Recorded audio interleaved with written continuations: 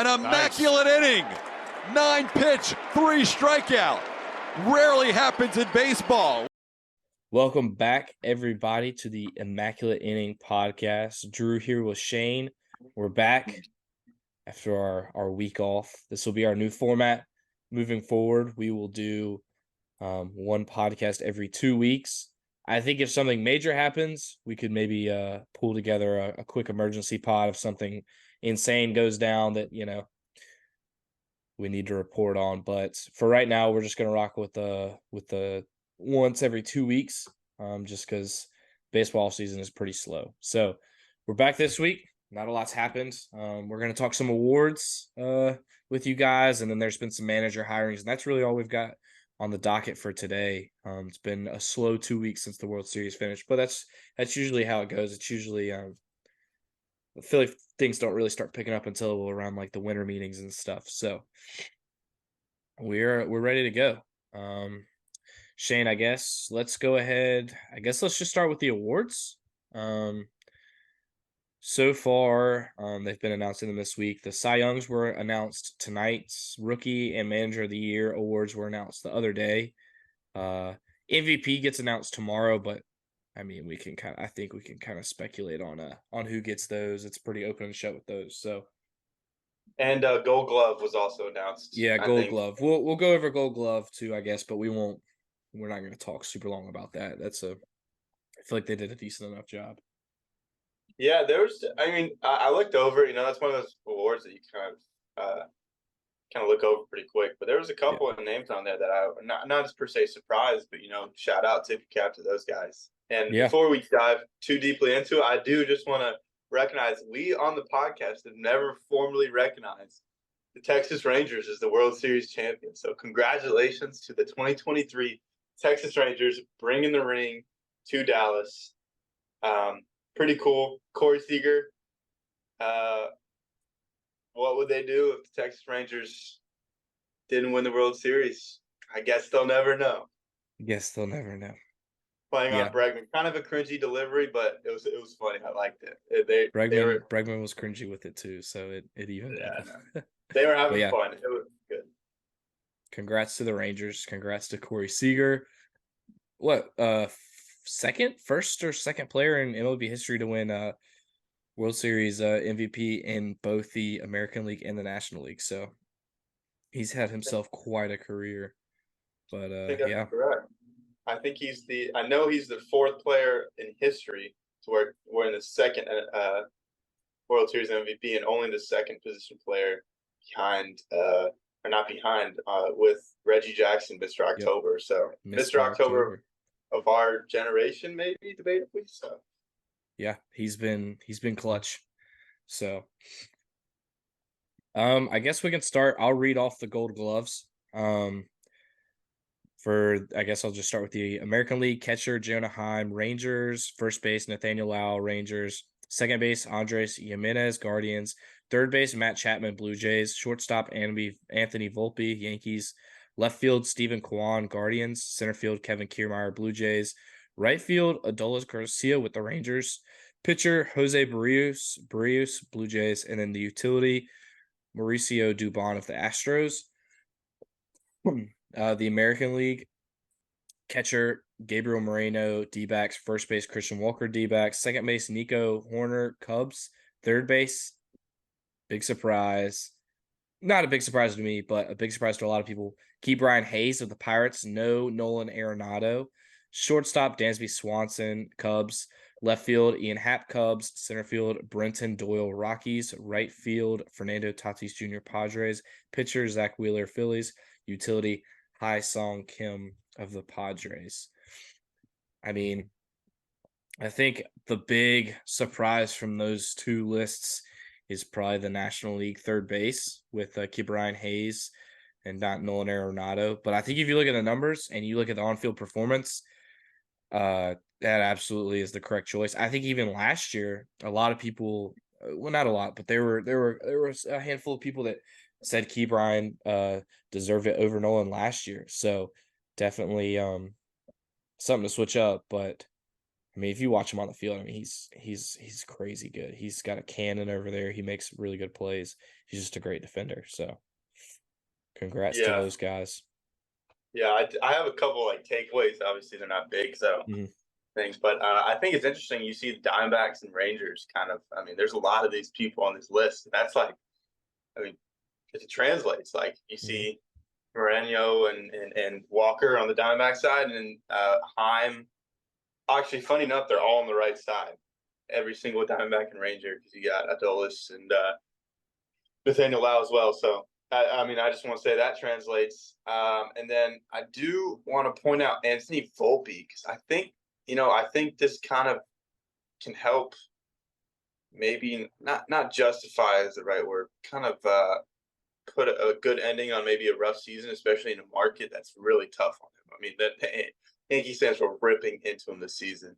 And he did have solid defensive play this whole year. I think he rightfully deserved that. I mean, he can say in his rookie year he has a Gold Glove, which is a major award. So while I do think his offensive numbers need to improve, and he does need to increase his performance to live up to the potential that Yankees fans and everybody really know this kid can, but good ending. And then third, in my opinion, super impressive Fernando Tatis Jr. First year playing outfield, wins a Gold Glove. Shows how good of an athlete he is. So I just wanted to point that out. That's pretty crazy in my head. So you said Nolan Jones was the center fielder, right, for the Rockies, that one? No, I said it was Brenton Doyle of the Rockies. Brenton Doyle. You're right. Jones is the young guy. Brett Doyle, I just want to point out him, kind of Rockies. You're not going to see anybody else from the Rockies on any sort of awards. So shout out to Brenton Doyle. That's pretty cool. Yeah. So congrats to everybody. So let's move on to they did announce the Silver Sluggers. Yeah, we can read through those two real fast. So American League catcher Adley Rutschman, Orioles. First base Yandy Diaz, Rays. Second base Marcus Semien, Rangers. Third base Rafael Devers, Red Sox.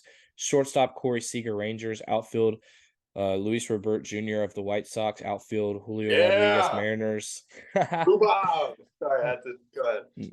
No, you got it. Outfield Kyle Tucker, DH Shohei Ohtani, utility Gunnar Henderson of the Orioles, and then the team Silver Slugger. This is the first year they've done a team Silver Slugger award. Was the Rangers in the AL. National League catcher William Contreras, first base Matt Olson, Braves, second base Luis Arraez, Marlins, third base Austin Riley, Braves, shortstop Francisco Lindor, Mets, outfield Ronald Acuna Jr., Braves, Mookie Betts, Dodgers, Juan Soto, Padres, DH Bryce Harper, Phillies, and then utility Cody Bellinger, Cubs, and then the team was the Braves. So I feel like that was a pretty good list. One interesting thing that I think was, I think maybe one thing that I disagreed with was the DH in the National League. Bryce Harper. Yeah, Bryce Harper. He had a good season. Looking at his numbers, he hit 293 with a 401 OBP, slugging a 499, and then a WRC plus of 142 for 3.3 WAR. But let me pull up the other name that I thought probably should have gotten it. Who is the other name? Or it could have gotten it. Marcell Ozuna hit 274 with a 346 OBP, a slugging of 558, and then a 139 WRC plus for 3.3 WAR as well. So, I mean, it was close, but they both had good seasons. But I mean, I guess I'm a little biased because I'm a Braves fan, but I feel like Marcel's season was a little bit better. He had 40 home runs, and his OPS was higher too. But that's I mean, if you're talking Silver Slugger on the Phillies for DH, I mean, I almost thought Schwarber. Like, I know his defensive performance brings the WAR down, but dude hit 40 plus home runs too. Mm-hmm. Like, I mean, yeah. So weird either one of those. Yeah, and Jorge Soler, like there's some other guys in that conversation. So Yeah. But interesting. no, I'm not upset with Bryce Harper. I thought it was interesting that he got it, considering he didn't quite play a full season. But congrats to them. Great season for those guys. So we'll go ahead and move in. Manager of the year, the American League is Brandon Hyde of the Orioles, and then the National League is Skip Shoemaker of the Miami Marlins. So, I mean, I feel like they both deserved it. Brandon Hyde piloted the young Orioles to a playoff. They had an early exit in the playoffs, but playoffs do not count into these awards. These are strictly regular season. So they won the division after not even making the playoffs last year. Had a great season, and then the Marlins defied basically all odds and snuck into the playoffs. Very much so overperformed, especially with the injury to Sandy Alcantara, and then before that he was not even pitching well. And then Yuri Perez obviously was in and out as well. So great job by both of them. I don't disagree with either of those choices. I feel like those were the right picks. Yeah, I think both well deserved. Both kind of went with the underdog choices. I know, like obviously, like you'll see those names like Craig Counsell and guys that are always trying to push like a mediocre team. Like a lot of people didn't even think, maybe the Orioles they did, but on the Marlins side, a lot of people didn't think the Marlins were per se a mediocre team. So, yeah, I really like those. Pretty cool for both those managers. Yeah. All right, we can move on to rookie of the year awards. The American League, Gunnar Henderson of the Orioles, and the National League, Corbin Carroll of the D-backs. So this is absolutely both unanimous, absolutely deserved it. I think this is like the fourth or fifth time in MLB history that both two top prospects have won Rookie of the Year in the same year. But they absolutely deserved it. Really well. I really don't even think it was close. Both guys were phenomenal all year and contributed big time to two playoff teams. So Yeah, I mean, I think obviously these are both unanimous, not even close. That the AL race was just, I mean, Tristan Casas and Tanner Bivey, I think is how you pronounce his name, were the other two candidates. Both good, but not even close. Yeah. NL race, I mean, the other guys are like James Outman, dude. Looking at stats, had a phenomenal year, like 20 plus home runs, like I think 60 plus RBIs. That was crazy. And then Kodai Senga, sub-3 ERA in his first rookie season. Like that one was a strong rookie of the year campaign Yeah. from that league. Not so much from the AL, and I would have to look back on. I'm not familiar too much, but like this could be one of the strongest single league NL MVP we've seen like overall, and then one of the weakest we've seen from side, or maybe the biggest discrepancy in the overall. So yeah, thought that was kind of interesting, but yeah, not much to say. Both these guys will be in the playoffs and in key spots for a long time to come, if I would say. Yeah, definitely. I think Kodai and James could have potentially been rookie of the years in different years. Just kind of looking, but I mean, Corbin Carroll was getting MVP votes this year, and that's really just kind of what separated him, was how good he was. But I mean, that's a good point. Both those guys turned in very good years. So, all right, we can move on to the Cy Young Awards. Those were just announced about 30, 40 minutes ago. The American League, unanimously, Cy Young winner Garrett Cole for the first time in his career. And then the National League, Blake Snell wins it for the second time in his career. So this is interesting. I feel like Garrett Cole, absolutely. I feel like he deserved it. He pitched super consistently all year, was great. Finally gets his first Cy Young, kind of the big thing that he was missing on his career. Finally gets it. Blake Snell, though, very interesting. Very, very interesting. Number 2 for him. Yeah, this is the only time in history, likely. Actually, no, unless you mark it down. Super interesting trivia fact.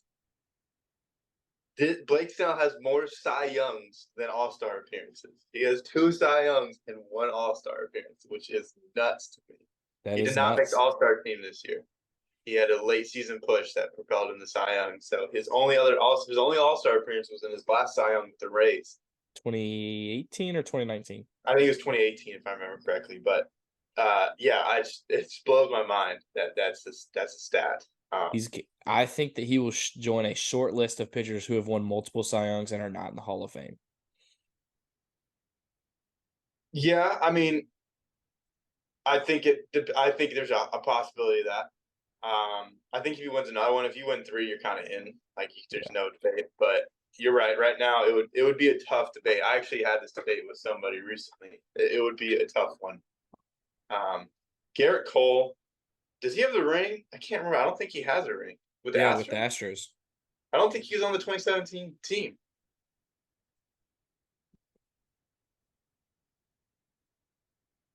I don't think he's on the 2017 team, and I think he's he was on the Yankees for the 2022 team. You might have to fact check me on that. Maybe I'm wrong. Yeah, I'm looking it up. Oh, yeah, you're right. He joined Houston in 2018, and then 2019, and then went to the Yankees in 2020. So I guess he doesn't have a ring because – wait, who won it? Did Houston not win it in 2018 as well? No, because who won it in 2018? Red Sox. Yeah, you're right. And then 2019 was Nationals, and then 2020 was Dodgers. 2021 was Braves. 22 was Astros. But he was with the Yankees. Yeah, so that's what I thought. I remember this dude doing the same thing you did. He does not have a ring. Another guy who, I mean, he's been putting up Cy Young caliber years a lot more than Snell is. But, I mean, he might be a guy that I kind of need. I guess baseball doesn't prioritize it as much, but a ring would really look good for Hall of Fame candidacy for him. So it's kind of mixed feelings because I'm not a huge Garrett Cole fan, and it's really nothing to do with Garrett Cole. It's really just to do with the teams he's played for. Like, I hate the Astros and the Yankees. So I don't know if it's per se fair because I think he's a competitor. I love his mentality up there. I can't get behind liking Garrett Cole for the teams he's played for. So I mean, but he's deserved it. Like, he's been so close so many times. Yeah. So this is good. I mean, for Pete's sakes, man. He is a little bit of a weirdo too. So yeah. No, but he's a great pitcher. Respect to him. I mean, like you said, he's a competitor, and it's been a long time coming. So he gets up there and shoves. So he definitely deserves it. Definitely a weight off his back. I feel like he's been kind of scratching surface for so long. I mean, he's got to have. I wouldn't be surprised if he has 3 second-place finishes or something like that. Like he's been right there. He's been super close. Verlander robbed him once. I know that. So anyway, we can. I think that's the last of our awards. Is that not true? Yeah, the MVP awards are announced tomorrow. We can kind of. Oh, excuse me. Yeah, we can. We can tell you who those are going to be. Shohei Ohtani and Ronald Acuna. Yeah. Second unanimous for Ohtani, unless someone really wants to screw with him and not give him the unanimous, but it's going to be unanimous. Ronnie, I don't think is going to be unanimous. I'd be surprised. I don't think so. I think a lot of people like Mookie Betts. But one interesting thing, too, is Marcus Semien was nominated for the MVP. He's one of the finalists. I think, what is this? Is this the 4th time that he's been in the top 3 or 3rd? Let me look it up really fast. Let's see. I don't know, but I know he's at least been at one other time. And just this year was purely because of the fact he did not miss a single game. Dude was on the field every single game. Super impressive. And on the other side of things, it's impressive that Corey Seager's up there for playing the amount of games he did. So 2 Texas Rangers, 2 dogs in their own right. But, I mean, it's not even fair. It'll be nice to see like a non-Shohei or Aaron Judge MVP next year. Hopefully. I mean, Aaron Judge can come back, obviously. But this will be the 3rd time that he will have finished 3rd in the MVP race. 2013 he finished 3rd. 2021 he finished 3rd, and then this year he will likely finish 3rd behind Shohei and Corey Seager. So, I mean, yeah, he's an elite player. He's just a team player too, dude. Like, that ring was like, you always cheer for a guy like that. Seems like a great guy. Just been through it. I mean, went competitive teams in Oakland, and now winning one with the Rangers. What did he go to the Blue Jays before that? I can't. Yeah, he was in Toronto on some decent teams. Really gave them a lot of. Well, he was in Toronto for 1 year.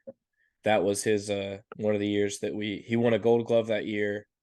He was a Silver Slugger, an All-Star, and he finished third in the MVP race. Yeah. So So good guy, good teammate. Really happy for his ring, and obviously Corey Seager is awesome to watch. So. Yes. So let's go ahead and jump in to all the new managerial hirings. It's been a little bit of a circus. A lot of moving pieces in the past couple of weeks, but seem to have settled down. There is one open spot. I guess we can kind of mention this first. So Bob Melvin left the San Diego Padres for the San Francisco Giants. This will not be the first interdivision rival managerial switch. The Padres have not hired anyone. This happened right after the season ended. It happened pretty quick, right after the regular season. I think this happened during the playoffs. That was announced. That's been known for a while. It'd be interesting to see what happens with Gabe Kapler if he gets a job or whatnot, or where he goes, if he's in a front office somewhere, something like that. That will be interesting. But all that besides the points. Yeah, the Padres haven't hired anyone. Bob Melvin is with the San Francisco Giants, so they will be looking to make a big splash. Yeah, he's returning home in a sense to the Bay Area. Former Athletics and kind of looking to. I mean, the Giants are definitely going to make some moves in some capacity. Oh yeah, so kind of play. And I will point out that I keep delaying it, but that locker room was toxic. That Padres locker room. I don't know if he was part of the problem, but hopefully this helps something change because they have a lot of superstars. There's been rumors of Juan Soto been traded, stuff like that. So we'll see. But that Padres locker room needs to figure something out. So yeah, absolutely. Maybe they'll bring in somebody that can kind of quell that, because you really honestly don't even need a great manager with that team. Like, you just need somebody to kind of level things out. Tony La Russa. Yep, that'd be the perfect pick. An old white guy. He'd fall asleep. You wouldn't have to worry about him. Exactly. That is true. So, yeah, I think I want to save some of the craziness for later. So the New York Mets hired Carlos Mendoza away from the Yankees. He was the bench coach under Aaron Boone over there. So he doesn't have far to go. He worked his way up, started in the minors, coached all the way, worked all the way up, was bench coach. So kind of the standard path that most managers take. It's gone by the wayside a little bit more recently, but it's kind of like the standard old-fashioned way. So we'll see how that plays out. It'd be interesting to see where the Mets go from here. There's been some speculation on what they might do this offseason, but that was their first move. So, yeah. If you have any thoughts on that. Oh, well, I just want to say, I've been looking on Twitter. This guy's getting eaten up already by the New York media. He hasn't responded or anything, obviously, but they're all over his case. This is such a this is gonna be a test for him. And this is a whole different. I mean, this is a struggling franchise as of late that has invested a lot of money, and they're hiring from the crosstown rival. So he's getting absolutely lit up on Twitter already. It's kind of funny, some of the stuff that New York fans are saying. Also, what exactly does a bench coach do? I'm not familiar. I couldn't tell you. I really have no idea. I don't. I guess just kind of help with the managerial duties, maybe. Maybe some I don't know. I honestly have no idea. Yeah, I don't know if they're those guys that are trying to, with the iPads, making those in-game adjustments or getting scouting reports would be maybe they're the ones presenting. Yeah, they probably do put together. They probably do work with some scouting reports. So I don't know. I don't know why that's the logical jump. There's going to be a couple guys know at least that we'll be talking about. So anyway, thought I would ask. I don't know if you knew. No. So Let's see.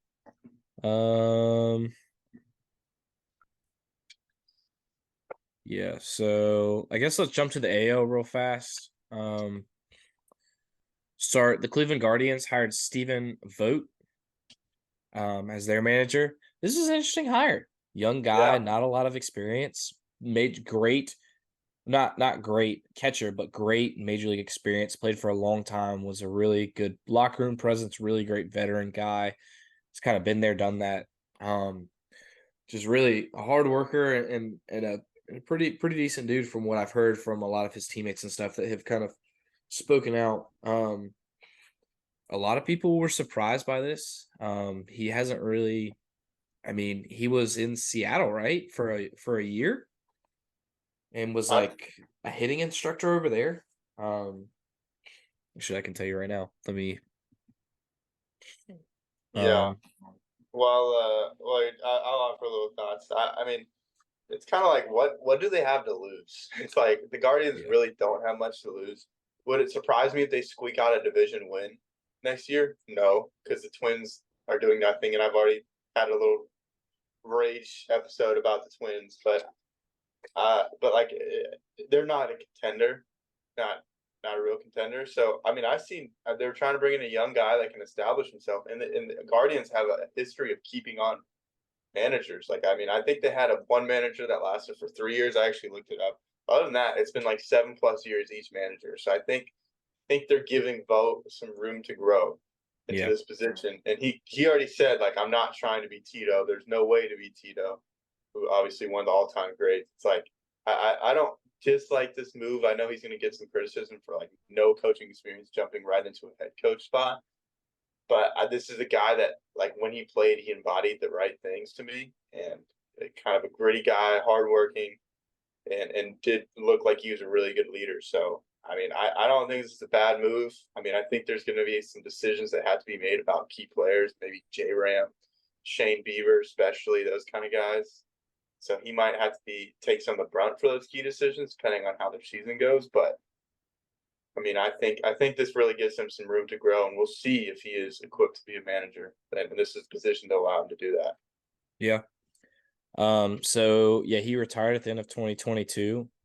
He was in Oakland, retired. 2023, he joined the Seattle Mariners as the bullpen and quality control coach. So basically sounds like he was doing what he was doing at the end of his career, was just kind of getting in the bullpen with those pitchers, especially in Seattle. They got a lot of young pitching and just kind of helping develop and kind of coach them through how to pitch and how to like pitch in game and kind of attack guys and stuff like that. That's kind of what that sounds like to me. So, but I agree with everything that you said right there. I really have nothing to add on to that. I think with that, I guess we can move on to our next team, the Houston Astros. Dusty Baker retired and was replaced by Joey Espada, who was his bench coach. So similar here to Carlos Mendoza of the Mets, just kind of promoting from within. I guess maybe trying to keep the same kind of mojo, same vibe. Just a guy that the team and the players are familiar with, and who kind of is not going to do anything super crazy or radical. A guy that they know and trust. So solid Yeah, hire. I mean, I agree with you. Really, not much to add. Like this is a contender. Try to change as little as possible. Something that they're comfortable with. Like they're going to be a contender next year. Like I don't doubt that this guy really has much impact on them. So Yeah. Let's see. Next team, the Angels hired Ron Washington. don't cry, Drew. Don't cry. I know it was sad. I think Ron was. I kind of wish that he had stayed. I think he was content in Atlanta. It seemed like he had a great relationship with a lot of the guys. Honestly, a great coach. I mean, Infield coach, right? infield and third base. Really smart guy, knows the game well. Has been in and around the game for forever. Played in the game, has coached, managed, done all of it. This is a good hire for the Angels. And we kind of talked all about this a little bit before. I find it interesting, and you did bring up this point. I'll kind of let you talk about this too. Like, I was kind of thinking of about it as like a short term. Like, I would maybe see him as going somewhere that like needs a short-term manager who is going to come in and get things done, but maybe doesn't have a lot of time. He's 71, and he's really active for his age, and he seems to be in good health. But 71 is getting up there, especially for managers. And so I kind of thought that maybe the Angels were going to go a similar route as the Guardians, hire a young guy who they can kind of build around and build with and kind of grow with, especially because I really don't see them contending anytime soon. But they went with Ron Washington, and I'll kind of let you explain your viewpoint from it, which I actually thought was a really good point I hadn't thought about before. So, Yeah, I mean, I took it as more of a stabilizing move, like just because they depleted their farm system and trying to get pieces to compete this year. That obviously didn't work out. Shohei's gone. They still do have Trout, obviously the big star, and some exciting young pieces are still there. Why am I blanking on their center fielder? But do you know who I'm talking about? The lefty. Mickey Moniak. Mickey Moniak, yeah. Zach Neto, like they have some young pieces, but I just don't think they have enough to reinforce it, and they're not going to spend. If anything, Trout's going to be moved somewhere else. I'm not going to support any theories or anything like that of where he's going to go or if he's going to go. But I think it was really stabilizing. Like just stop the bleeding. And this is a guy that's been in the game, provided some insight. They're going to be a below 500 team for, I would guess, the next couple of years. Try to at least get some draft picks to rebuild that. So I took it as more of stabilizing. I know, again, we talked about this. You wanted someone to push them. I just don't know if they're in a position to like what is there to put, like how do you reinforce a push? And they're not gonna be able to spend the money. I mean, they could per se, they're a big market, but they're not traditionally going to do that, and they have no farm system to back it up now. So it's not, they're in, maybe, I mean, besides like the big four bad teams, I don't want to get into them because my team may or may not be one of those. They could be in that conversation now where there's really not a clear direction for this team. So I hope Ron Washington can stabilize them and develop a direction for the team is really what you can hope for him. Because I don't think, obviously, like you said, he's an older guy, kind of like a Dusty Baker who's there for 2 years. Maybe a different situation in that the Astros were contenders. But I think you're right. Ron Washington could be thrown in that position and be successful. Like if he had been appointed to the Astros, same thing as Dusty Baker, baseball legend who's thrown into a contender, could win a World Series, but he's in a much different situation than a stabilizing situation as I took it. But I want you to go into your thought process a little more though, because I think yours is what a lot of people thought. Yeah, I just like that's a guy like who I think like I would picture more like very similar to like Dusty Baker, like maybe like a contender. Like maybe if the Yankees were a little bit better and if they had a vacancy, like, and a few better players, like if they were a true World Series contender, like with some young pieces like Anthony Volpe and something like that. Like that's a guy who can come in and mentor your young players, especially on the infield. He's a great infield coach and a really good third base coach, but who can come in and kind of like guide a team to the playoffs. I think the Padres would be a really good fit. Potentially, I'm really not sure what that locker room looks like, but that's a guy who like loves to have fun. Like the Braves social media, like during the season, during the off season, during spring training, it's just like filled with Ron Washington stuff, just cutting up with the guys, cutting up with Ronald and Ozzie and like Austin Riley and Matt and all these guys just doing, they're working hard. They're doing all these drills and they're getting a lot better, but he's just having fun with them. He's pushing them. He's making them better. So like, I think a team like the Padres could have really benefited from that. And they're a team who's contending right now. And, once you start getting to the age of like Dusty Baker and Ron Washington, like you don't really want to have to put up with all the media and all that stuff. Like, you've realistically only got a few years left. I mean, most guys really don't make it to their 80s. And if they do, I mean, it's kind of a crapshoot if they're going to be even effective or not. I mean, most humans when they hit 80 are not even able to do much outside of, like walk around the neighborhood and stuff. So, that's kind of where I was thinking, like he would kind of come in and push a young contending team over the top. there's only so much that managers can do like nowadays. Like they really don't impact the game as much, but coming from like a clubhouse perspective or kind of like a work related perspective, I think he could really improve a team. Like with the Angels, like I just don't see him being able to do much just because they have no farm system. A lot of the guys that are on the team, even the young guys, are probably gonna end up being DFA'd at some point or traded or something for like a prospect or something like that. So there's really not a lot of like I don't find a lot of value in that.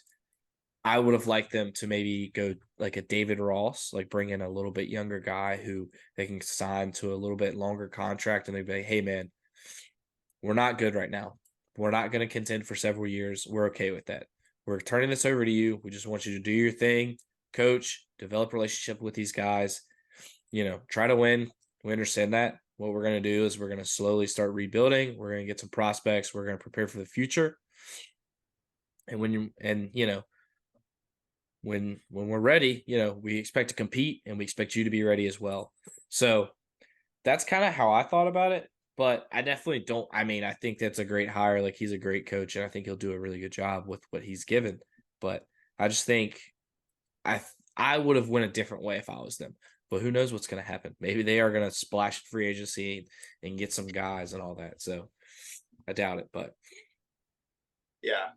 I mean, speaking of David Ross, I feel like I know this is kind of the most drama filled. I know you wanted to save it for last, but I feel like we got to hit it now. we are, yeah. Let's.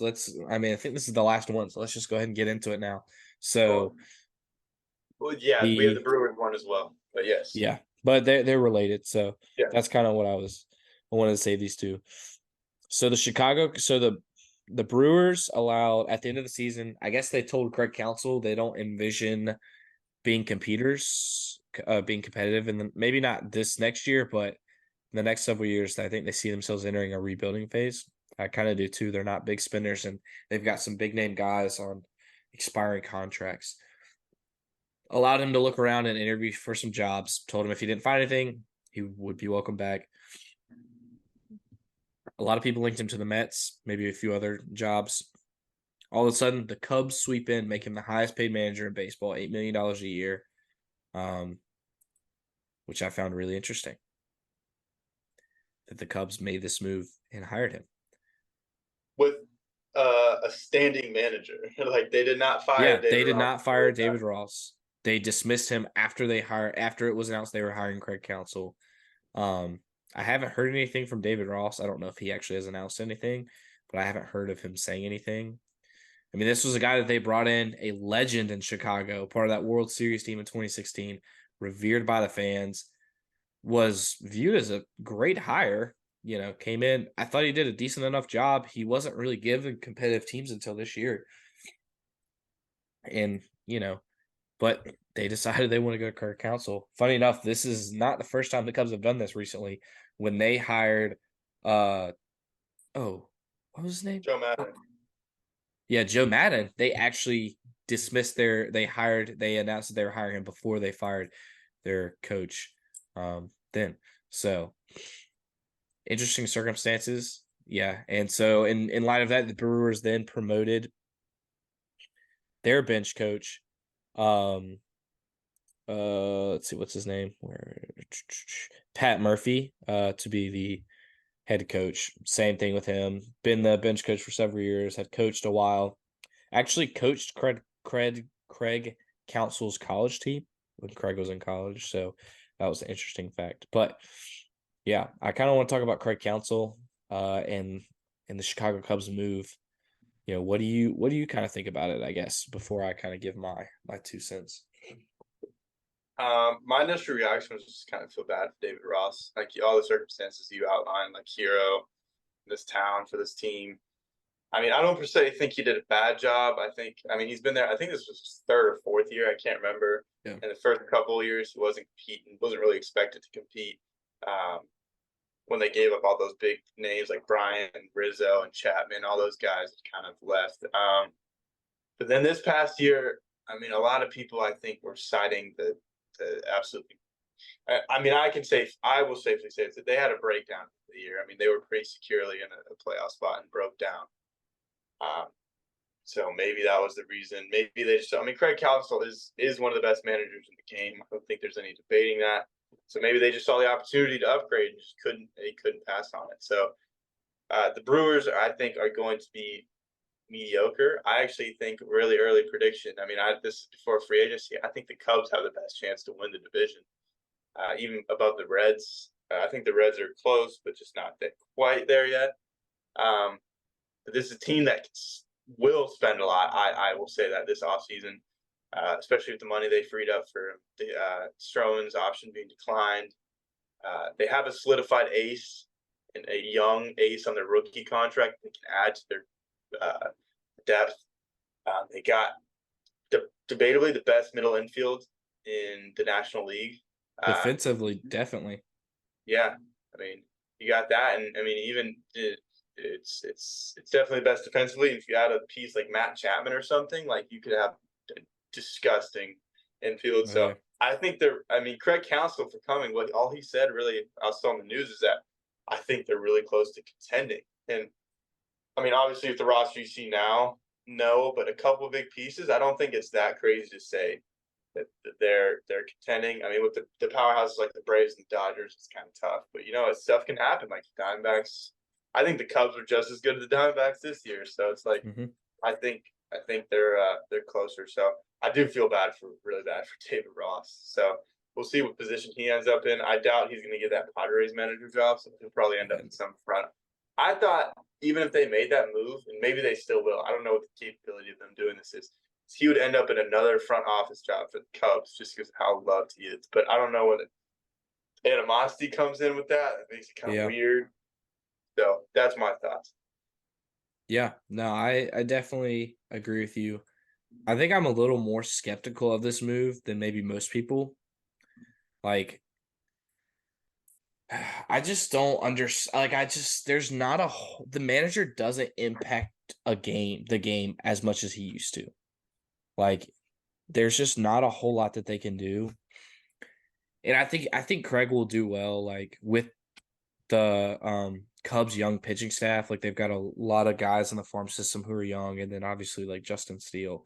So he'll be very good for like developing those arms and stuff. But I mean, with the lineup that they have, they're like, because Cody Bellinger is technically a free agent right now. There's a chance he may come back. But like, really, I mean, their best two offensive guys right now are you've got Dansby Swanson and Nico Horner, and then they also Seiya Suzuki. So they've got those three guys, and they're kind of lacking in other spots. For them to be like truly competitive, I think they're going to have to add at least two probably big name one or two big name guys like a Matt Chapman or Cody Bellinger or both. There's just only so much a manager can do nowadays, and then like unless the Cubs get significantly better, I don't see them like really being a top tier team in the league. Now, if they make the playoffs, I do think he can impact the game a lot more just with how he handles pitching and stuff and how smart he is with those things. But, it's a team that's missing. Like, they've got Justin Steele, but they like Jamison Tyon, like Drew Smiley. Like, those guys aren't getting it done.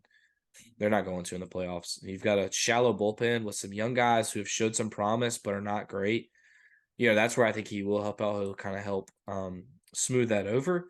But he's got a lot of work to do. And unless they splurge and get some big name guys, there's not a whole lot he can do with that team. So I feel bad for David Ross. I mean, that sucks. It's so. I mean, it's interesting though. It was an interesting hire, and we'll see how it pans out. But I don't know exactly how much he will impact them. So. Yeah, I mean, it's more of I feel bad for David Ross. So I don't know if it's an impact this year or more down the line 2 years. Because again, like you said, and like I said, I think they were pretty close.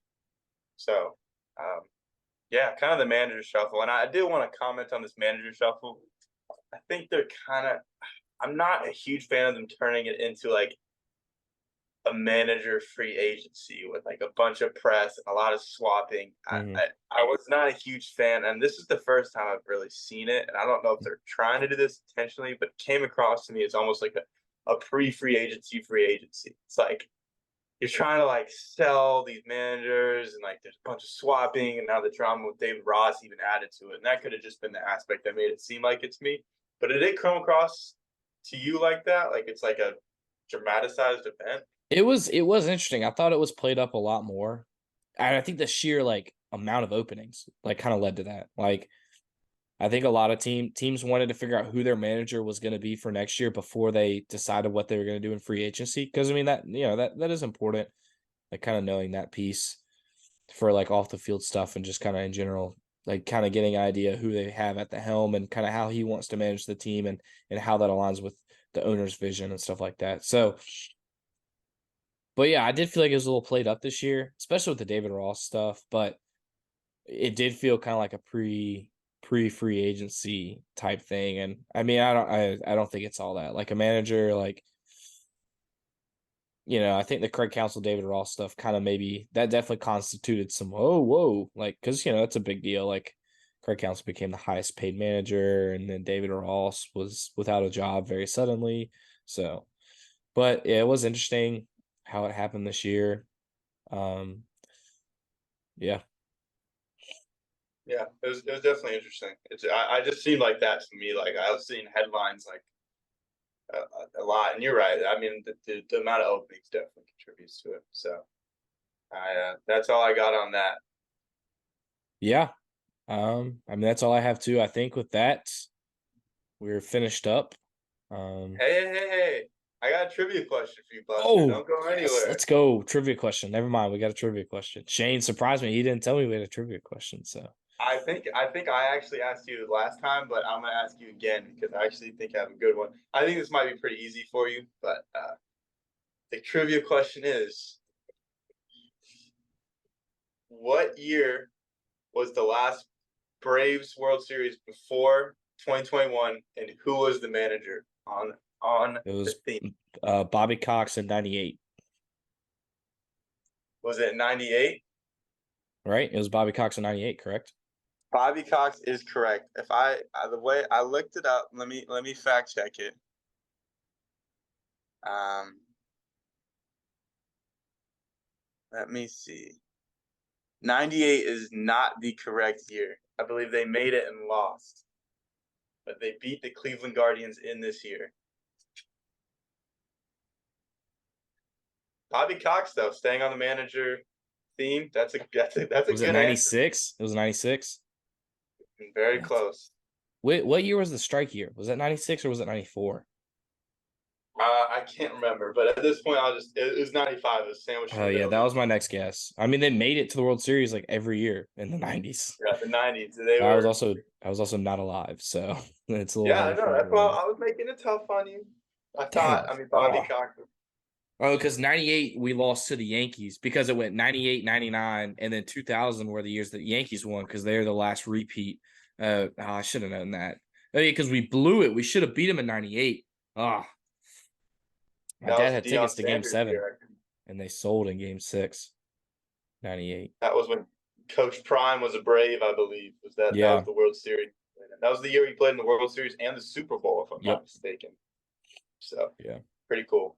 Mm-hmm. But anyway, good job, All Drew. right. Main one was the manager. I wanted you to stay on Dude. theme. So Bobby Cox is a legend, man. 20 years as a Brave manager. Yeah, man. So, all right. That's all we have for this week. I think in 2 weeks we'll be doing a special episode. We're gonna get a buddy of ours on, who knows absolutely nothing about baseball. We're gonna ask him some questions just to kind of see what the non-baseball person kind of knows, like where they think the sport is at and all that. Should be fun. It'll be interesting. He's a character, so that'll be fun. But yeah, so look forward to that. So not next week, but the week after Thanksgiving, we'll have that up. So thank you everyone for listening, and we'll catch y'all next time. Happy Thanksgiving to all and peace. Happy Thanksgiving.